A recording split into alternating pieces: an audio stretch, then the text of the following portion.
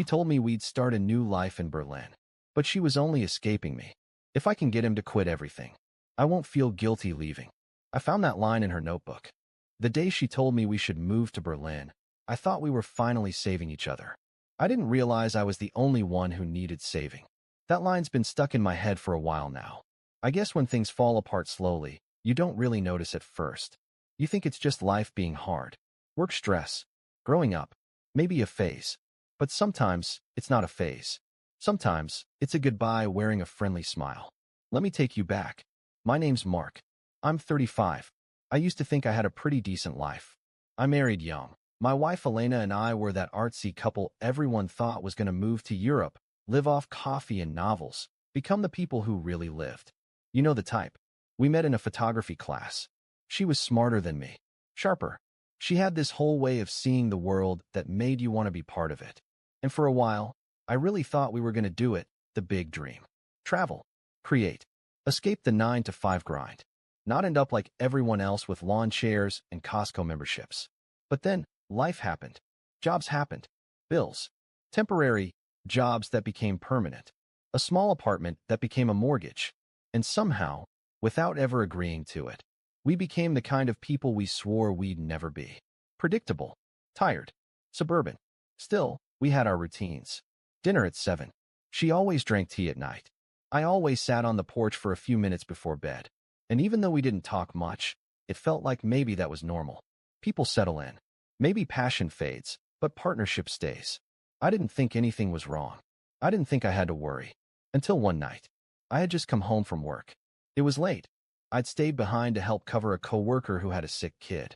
I remember the lights were off except for the kitchen, and she was sitting at the table with this look on her face, like she was about to ask me for a divorce, but was too tired to make it dramatic. She just said, "Do you ever feel like we're wasting our lives?" I laughed. Thought it was just a mood. Maybe she saw something on social media. Someone backpacking through Thailand. I told her, "Well, yeah, I think about that every time I open my inbox." But she was serious. She started talking about Berlin. Not just a vacation, moving there. Full-on restart. She said she'd found some kind of remote gig through a friend, something with design work. She said I could take a few months off, find something out there. We could rent out our house, sell the car, be bold again. At first, I thought it was crazy. Like, absolutely insane. We had responsibilities. Routines. My job might not have been glamorous, but it paid the bills. And we weren't kids anymore. But the more she talked, the more I saw this spark in her. This version of her I hadn't seen in years. The way she lit up. Like we were back in that photography class. And I'll admit it, I got swept up. We stayed up until 3 a.m., talking like we used to. About the streets of Berlin, living in a tiny flat, learning German. She even joked about me finally finishing that novel I'd been writing for 10 years. It felt like she wanted me again, not just tolerated me. So I said yes. Just like that. I said I'd do it. We'd go to Berlin. We'd run. Start over. No more routines. No more dead-eyed meetings. No more fake smiles. She kissed me that night like she hadn't in a long time. And I remember lying in bed afterward thinking, this is it. This is the thing that saves us. Maybe all couples lose themselves a little. But maybe some get to find each other again. And maybe this was our shot. God, I wish I'd known. Because looking back, that night was the beginning of the end. It just took me too long to see it. I didn't realize it then, but I was the only one packing for that dream. I gave up the job I hated so she could love me again. Funny how even the worst jobs teach you more than your own wife ever will. You ever have that feeling where you're doing something huge, something that's supposed to change your life, but it still doesn't feel real? That was me, standing in our kitchen with a cardboard box, taping up mugs we never used, packing books we both stopped reading years ago. Berlin was on the horizon. Elena was on fire. And I was floating. Not scared. Not excited. Just trying to convince myself this was really happening. Right after we agreed to leave, everything moved fast. Or maybe I just moved fast. I think I was afraid that if I didn't act quickly, she'd change her mind. Or worse, go cold again. So I jumped. Quit my job within a week. That was a whole thing. My manager asked me if I was okay. He said it like I was breaking up with him. I told him I was finally following a dream. He didn't believe me, but he shook my hand. I sold my car too. Gave it away for way less than it was worth. Put the cash in our joint savings. figured we'd need every penny once we landed in Berlin. I even talked to a guy about renting out our house, gave notice to the landlord, started checking out tiny apartments in Kreuzberg online. But something weird started happening. Every time I did something big, like actually do one of the things we talked about, Elena would get quiet. Not angry, not mean, just distant. Flat. Like I'd just handed her something she said she wanted, but now it looked different in her hands. I tried to talk to her about it once. I said, "Hey, I'm doing all this stuff, but you don't seem excited anymore. Is something wrong?" She didn't even look up from her tea. Just said, "God, Mark, do you always have to overanalyze everything? Can't you just let things happen for once?" That stung. But fine. Maybe I was being dramatic. Maybe she was overwhelmed. Moving to another country isn't a weekend trip. I told myself not to push. Be supportive. Be strong. Be the man she wanted me to be. So I kept pushing forward. Alone.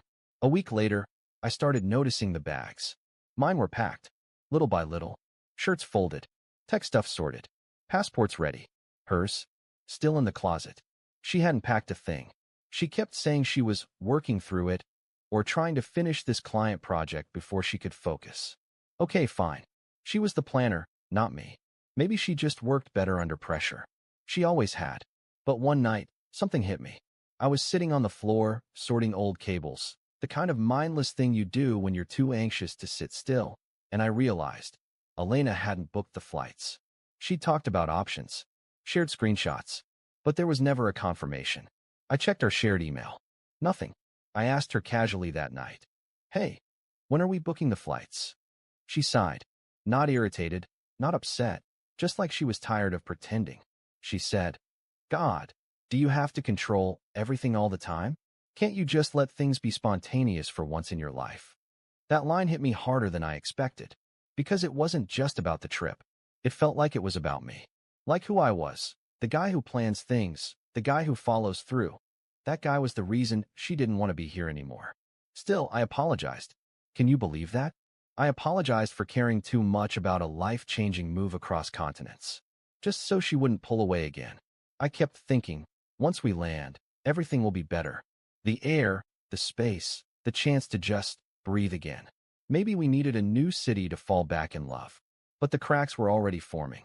I just didn't know how deep they went. I didn't know I was building a life raft for someone who had no intention of getting on. I thought we were writing a new story together. But when I found her notebook, I realized I was just a chapter she was trying to end quietly. Some betrayals come with shouting, slammed doors, and broken plates. Others come in the form of a leather-bound notebook tucked between two scarves in the back of your wife's closet. It happened by accident. I was trying to find a suitcase for her, the one she said she'd start packing later this week. I had taken her word for it, like I always did. But it was 3 weeks before the move and nothing of hers was in boxes. Nothing. When I opened the top shelf, I saw a black notebook. Looked old. Worn out. Not the kind she usually used for client notes or grocery lists. This one had that soft, battered look, the kind of thing people write secrets in. Now, I'll admit it, I shouldn't have opened it. But there was this nagging voice in my head saying, check. Just check. You're about to throw away your whole life for this woman. Make sure she's still in it with you. So I opened it. And the second I started reading, I felt the floor vanish under me. Page after page of stream of consciousness writing. Fragments. Letters. Bits of poetry, maybe. She'd always been good with words, but this was different. The first entry that stuck with me said, "He's a good man, but good is another word for dull. I need fire. I need to feel like I exist again." And that was one of the nicer parts. There were entire sections where she talked about the plan, not the move, but this emotional strategy she had. She wrote, "If I can just get him to take the first step, if I can get him to quit, to let go of his anchors, maybe then I won't feel so guilty for leaving." That was the moment I realized. This wasn't about Berlin. This wasn't about starting over. This was about her starting over, without me. She didn't want to be saved. She didn't want to be with me in a new city. She just wanted me to fall on my sword first, so she could feel clean walking away. Reading that notebook was like watching a slow-motion betrayal. Not cheating. Not screaming matches. Just cold thoughts. Strategic detachment. A long, well-written breakup that she'd been rehearsing in her head for months. Maybe years. And I think the worst part wasn't the betrayal itself. It was realizing how calm she was about it. She wasn't struggling with guilt. She wasn't torn. She just didn't want to be the bad guy. So she made me into the desperate one. The dreamer. The emotional one. The guy who quit his job, sold his car, threw away security, while she kept her safety net intact. She was watching me fall, thinking, this is what it takes. This is how I get out. I didn't confront her that night. I didn't storm into the kitchen, wave the notebook in her face, and yell. No. I closed it, put it back exactly where I found it, walked downstairs, sat on the porch, and I let it burn in my chest for hours. Because here's the thing she forgot. She might have been planning her escape quietly, but now I was planning mine too, and mine was going to be smarter. If she was auditioning for a solo life, I decided I'd help her rehearse it. Carefully, quietly, one string at a time. After I found the notebook, I didn't say a word. Not a single hint that I knew anything. I didn't flinch when she kissed me on the cheek the next morning. I didn't wince when she talked about which cafes we'd explore in Berlin. I even smiled when she pulled up a fake Airbnb listing, pretending she was deep in planning mode. I was done reacting. She wanted a man who would jump off a cliff so she didn't have to push? Fine. But if I was going down, I was taking her version of the story with me. That night, after she fell asleep, I got on my laptop and started doing what she should have been doing all along. I built my exit strategy.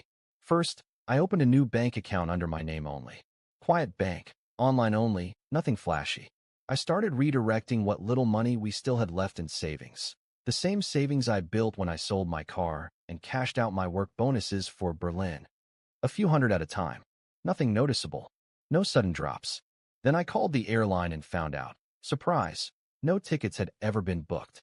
I asked for flight prices just for myself. I wasn't even sure if I'd actually fly anywhere. I just wanted to know what the escape would cost if I needed it. Then came the house. Technically, it wasn't ours. We were renting, but we were on a shared lease, and I'd been the one handling payments. I reached out to the landlord, told him I'd be transitioning out, and wanted my name removed from everything once the month was up. He agreed. Friendly guy. I told him my wife would be staying. He chuckled and said, "You wouldn't be the first." The guy had no idea. Then came the lawyer. I didn't want to file for divorce yet. That would tip my hand. I just needed to know what I was entitled to, how to protect myself, what not to do if she made the first legal move. And the lawyer, this sharp, gray-haired woman who clearly had heard 1,000 stories like mine, leaned back in her chair and said, "Don't confront her. Don't get emotional. Just keep everything documented and let her make the mistake." It was the first time in weeks I felt like I was breathing air instead of smoke. I started collecting everything. Screenshots, emails, bank transactions, even photos of the notebook pages. I didn't need them yet, but if she ever tried to spin the story, I'd be ready. Meanwhile, Elena kept floating through the house like everything was fine. She lit candles at night, played old French records, drank wine like she was already living in Europe, kept telling people at dinner parties that we were finally doing it. God, she was good, but not good enough. I noticed little things, like how she was still signing one-year contracts with her clients even though we were leaving in 3 weeks, or how she renewed a local gym membership, or how she never gave our landlord a final notice. And once, when I came home early, I heard her on the phone saying, "Well, he thinks we're going, so I just have to let it play out." She didn't even stop talking when I walked into the hallway. She just gave me that same practice smile and said, "Hey babe, just talking to Sarah." Sure. I just nodded, walked right past her, opened the fridge, took a sip of milk. Not a flicker of anger. That was the thing about Elena. She was waiting for a scene. She was expecting the confrontation, the emotional explosion. That way, she could say I was unstable, dramatic, selfish. But I wasn't giving her that. I wasn't even mad anymore. I just wanted her to see the fallout from the silence she built. And I wanted her to feel the absence she thought she was ready for. Not someday. Soon. She said her bags were packed. I knew they never were. I let her think I still believed her, right up until the moment I walked out of the house and never looked back. There's something weird about silence in the morning when it's supposed to be the start of something big. You expect it to be chaos. Alarms going off. Bags by the door. Someone shouting, "Did you grab the passports?" You expect tension, movement, life. But that morning, it was still, dead still, like the house had already decided not to go. I woke up at 6. Didn't sleep much the night before. Couldn't. My body felt like it had been holding a weight for weeks, and this was the final stretch before the drop. I didn't want drama. I didn't want to fight. I just wanted to do this on my terms. I got dressed quietly. Jeans, jacket, passport in my chest pocket. My backpack was already by the door. I had packed 3 days ago. I knew exactly what I was taking, and more importantly, what I was leaving behind. I walked into the bedroom. She was still in bed, eyes closed, face turned toward the wall. Maybe asleep, maybe pretending. I stood there for a moment. No suitcase, no bag, no charger, no travel shoes, nothing. 3 hours before our flight. She didn't even try to fake it anymore. And I realized something. I didn't feel heartbroken. I didn't feel rage. I just felt done. Done with the games. Done with the lies wrapped in poetry. Done trying to make someone stay who already left months ago. I walked downstairs, poured myself a cup of coffee, took a long, slow sip. Then I picked up my phone and typed out one text. Just one. I'm heading to the airport. Come if you're ready. I put the phone down. I didn't look at it again. And then, I left. No goodbyes. No last look. No dramatic pause in the doorway. I walked out like I was going to work. Like it was just another Tuesday. Which, in a way, it was. Except this time, I wasn't coming back. And no, I didn't go to Berlin. That was never the point. I took a train 2 cities over, checked into a short-term rental I had lined up, and started something better than a new life. A clean one. No performance. No manipulation. No quiet resentment building in pretty rooms. Just me. Alone. Free. Later that day, I checked my phone. For missed calls. One voicemail. A string of texts that started casual. Where are you? Are you at the gate? Then panic. Mark, where are you? I thought we were doing this. Why are you doing this? You didn't even say goodbye. That one made me laugh. Not in a cruel way. Just empty. Because saying goodbye would have meant pretending there was something to say goodbye to. And then silence. She didn't call again. Not that day. Not the next. Not the one after. It was like she'd been caught in the middle of her own performance and didn't know how to improvise once the audience walked out. Which is exactly what I did. She thought she was the one leaving me. But I'd already left her. A month passed. 31 days of silence. Not a single call. Not one "I miss you." No tearful breakdowns. No letters. No desperate airport scenes. Nothing. And that told me everything. She never expected me to leave. She expected me to wait, to beg, maybe, or rage, or plead for her to still go. She wanted to be the one to make the choice. The one to close the door and walk away. But I never gave her that ending. I just disappeared from her version of the story. The apartment I found wasn't much. 1 bedroom, laminate floors, creaky pipes. But it had one thing our house never did. Peace. I started working again. Nothing fancy. Freelance copywriting, some editing on the side. Quiet gigs. Enough to pay rent and eat. Enough to breathe. And I slept. For the first time in months, I slept without waking up in a sweat, wondering what version of Elena I'd meet that day. A few people reached out. Old friends. Mutuals. Most of them didn't know what had happened. Elena hadn't told them much. Just that I'd left, apparently without warning. I didn't correct them. Let her write her version. I wasn't playing the villain or the victim anymore. I was just done being cast in someone else's story. But one message stood out. A friend of hers, someone I barely knew, sent me a DM out of nowhere. Said she didn't want to get involved, but thought I should know. She attached a screenshot. It was from one of those anonymous online journals people use to vent. Except Elena had forgotten anonymity is fragile when you reuse the same usernames. In the post, she wrote about our move. Or rather, how I had abandoned her at the gate. How she'd tried so hard to save our marriage. How I was emotionally unstable and refused to get help. She said I left her with no money, no notice, and no apology. I laughed, because that's the kind of story you write when you think the other person doesn't have receipts. So I took a screenshot of her post. I added it to a folder on my drive titled Insurance, along with photos of the notebook, bank transfers, landlord emails, flight logs. I still didn't plan to use it, but I could if I needed to. Let her play innocent in public. I had proof of her script before it ever went live. Then, one day, weeks later, she finally tried calling again. No number. Blocked ID. But I picked up. Her voice was quiet. Tired. Maybe she'd been crying. Or maybe she was just tired of holding the mask up. She said, "I don't understand how you could just leave." And I said, "I didn't leave. You just stopped noticing when I did. Silence. Then she asked the question I think she thought would undo me. Was any of it even real? And I told her the truth. Yes, that's the part that hurts. She didn't respond. She hung up. I haven't heard from her since. People always want the ending. They want to know if she came back, if I forgave her, if I moved on. They want a bow, something neat. But life doesn't work like that. What I got instead was an apartment with one key. No drama. No locked phone. No passive-aggressive glances. No plans made to be broken. Just me. An air I could finally breathe. And that was enough.